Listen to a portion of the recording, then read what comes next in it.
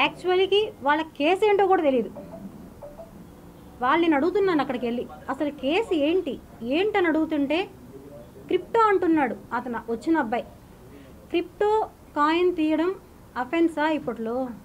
Crypto ఎంతమంది తీస్తున్నారు coin? రీసెంట్గానే జరిగింది, మన ట్రంప్ గారు ప్రెసిడెంట్ అయినప్పుడు ట్రంప్ షిప్ కాయిన్ అని ఒకటి, ట్రంప్ కాయిన్ ఏదో రిలీజ్ చేశారు.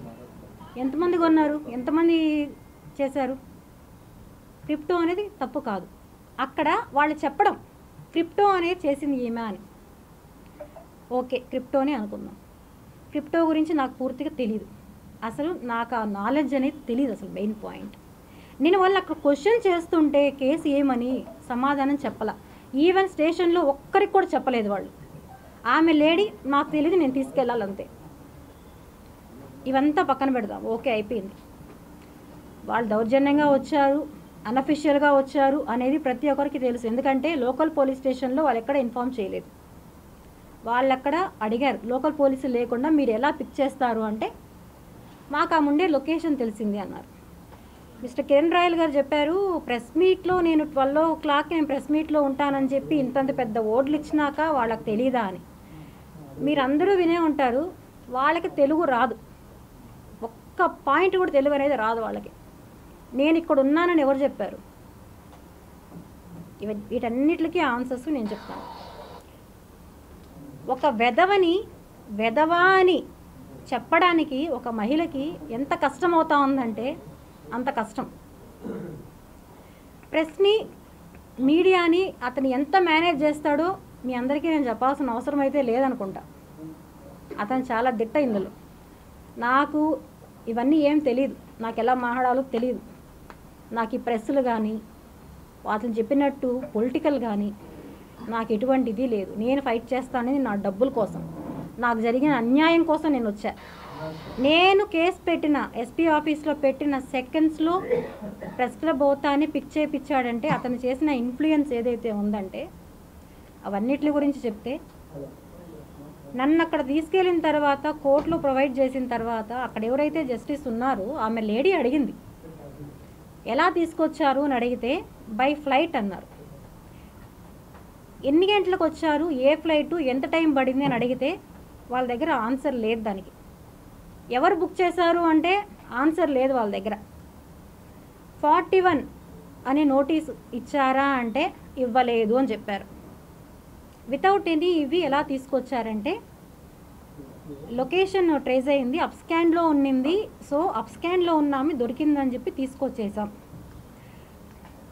ఇప్పుడు మీకే తెలుసు ఎన్నో కేసులు, నాకు వీడియో తెలియదు, నాకు అక్కడికి వెళ్ళాకే తెలిసింది. నాకు టోటల్ అక్కడ ఉండే వాళ్ళే నాకు ఎక్స్ప్లెయిన్ చేశారు.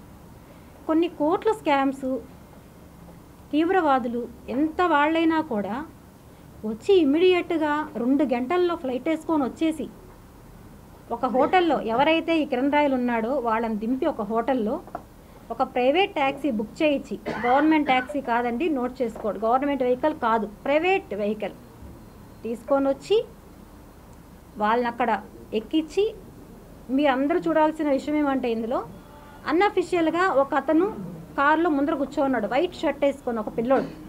మీరందరూ నోటీస్ చేశారో లేదో నాకు తెలియదు. అతన్ని తీసుకొని ముందర కూర్చున్నాడు. అసలు అతను ఎవరు? పోలీసా, మీడియానా, లేకపోతే ట్యాక్సీ డ్రైవర్తో పాటు వచ్చిన అబ్బాయా? ఎవరతను? 20 ఏళ్ళ అబ్బాయి. వాడికి ఏ సంబంధం? లొకేషన్తో పాటు తీసుకొని వచ్చి ఆమె లక్ష్మి అని చెప్పి, నా దగ్గర వాళ్ళ ఫోటో కూడా లేదండి, క్లియర్. నేను అక్కడికి వెళ్ళాకే నా ఫోటో తీసుకున్నారు వాళ్ళు. లక్ష్మి ఇంత మీడియాలో 2 రోజులకు పబ్లిక్ అవుతా ఉంటే ఎవరికి తెలీదా అని చెప్పాడు. వాళ్ళకి ఏమీ తెలియదు, కేసు కూడా వాళ్ళకి ఏంటో తెలియదు. ఆమె ఒక లీవ్లో ఉంటే పిలిపించి ఫ్లైట్ టికెట్ వేయించి ఫైల్ చేతిలో పెట్టి 2 hours నీకు ఫ్లైట్ వెళ్ళు అని చెప్పారు. జరిగిన వాస్తవం ఇది.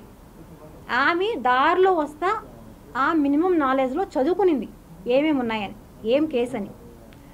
అందులో ఈ పాస్పోర్ట్ ఏదైతే ఉందో దాని గురించి కానీ ఇంకా ఏ ఉన్నాయో అవి ఆమె ఏమీ చూసుకోలేదు అసలు. ఓకే, అన్నీ అయ్యాయి. నేను ఇక్కడ ఒకటే అడుగుతున్నానండి. ఇప్పుడు నేను ఒక జస్టిస్, ఒక న్యాయవాది ఏమిచ్చారు? నాతో పాటు నా బాబుని తీసుకోబోయేదానికి పర్మిషన్ ఇచ్చారు. ఎందుకంటే నాకు థ్రెట్ ఉందని, నా హెల్త్ ఇష్యూ అని. ఇది అందరికీ తెలుసో లేదో నాకు తెలియదు. ఆయన వాళ్ళకే చెప్పాడు. రాసిచ్చారో లేదో నాకు ఐడియా లేదు. ఇచ్చారా కదా? ఓకే, మొత్తం ఆయన క్లియర్గా చెప్పారు. వాళ్ళు తీసుకెళ్తామని చెప్పి నాతో పాటే మా బాబు వచ్చాడండి, తీసుకొచ్చారు చెన్నై దాకా. చెన్నై ఎయిర్పోర్ట్లో ఏదైతే ఉందో బాబుని బయట పెట్టి టికెట్ తీసుకొని వస్తాము ఉండు అని చెప్పి ఇమీడియట్గా నన్ను లోపలికి తీసుకెళ్ళిపోయారు వాళ్ళు. మా బాబుని అక్కడ నిర్దాక్షిణ్యంగా వదిలేసి తీసుకెళ్తామని చెప్పారు. అక్కడ జడ్జి గారు చెప్పారు తీసుకెళ్ళండి బాబుని వాళ్ళ మదర్తో, ఆయన పర్మిషన్ ఇచ్చాక. అంటే వీళ్ళు నన్ను కిడ్నాప్ చేస్తున్నారా? ఇంకేమన్నా చేయాలనుకున్నారా? ఏం జరిగింది ఇక్కడ? ఆ వైట్ షర్ట్ పిల్లోడు ఎవరు? టికెట్ తీసుకొస్తానని చెప్పి మా బాబుని వదిలేసి వెళ్ళిన వాళ్ళు ఎందుకని వెళ్ళారు? ఇవన్నీ ఎవరికి తెలియవు.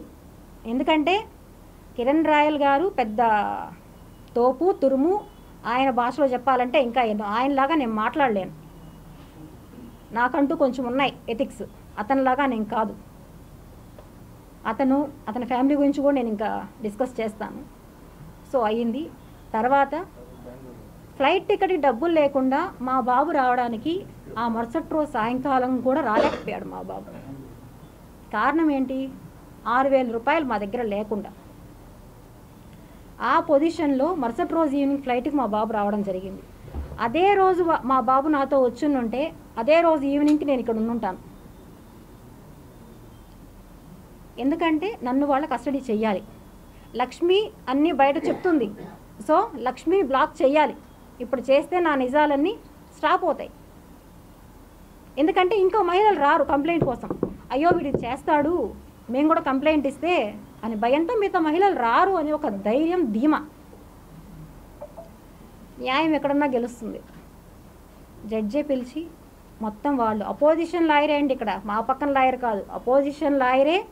ఇంకొకటి కూడా చెప్పాడు, మేడం మీకు అక్కడ జస్టిస్ జరగకపోతే ఇక్కడికి రండి, నేను చేస్తాను మీకు జస్టిస్ అని. ఆయన మొబైల్ నెంబర్తో సహా నాకు ఇచ్చి పంపించాడు. వాస్తవం ఇది. ఓకే, అయ్యిందంతా. కిరణ్ రాయల్ గారు పెట్టిన అలిగేషన్స్ వైఎస్ఆర్సీపీ వాళ్ళు సపోర్ట్ ఉన్నారు, డబ్బులు తీసుకునింది. ఓకే, ఏ వైఎస్ఆర్సీపీ నాయకులు వచ్చారండి? వైఎస్ఆర్సీపీ నాయకులు ఉంటే వాళ్ళే డబ్బులు ఇచ్చుంటే నా బిడ్డలు మాకు ఉన్న ఏకైక ఒక ప్రాపర్టీ కూడా లేకుండా చేసుకొని నన్ను అక్కడి నుంచి ఈరోజు తీసుకొచ్చారు ఇక్కడికి. నా 2 బిడ్డల్ని పెట్టాడు. ఈరోజు బాధ దానికి అతను అంతకంతకు అనుభవిస్తాడు. ఇది ఖచ్చితంగా జరుగుతుంది. అతను అంటాడు వెంకటేశ్వర స్వామి గురించి. ఆ వెంకటేశ్వర స్వామి గురించి నేను చెప్తున్నా. ఆయన సాక్షిగానే అన్నీ జరుగుతాయి. ఆ దేవుడు ఎక్కడికి పోడు, జరుగుతుంది.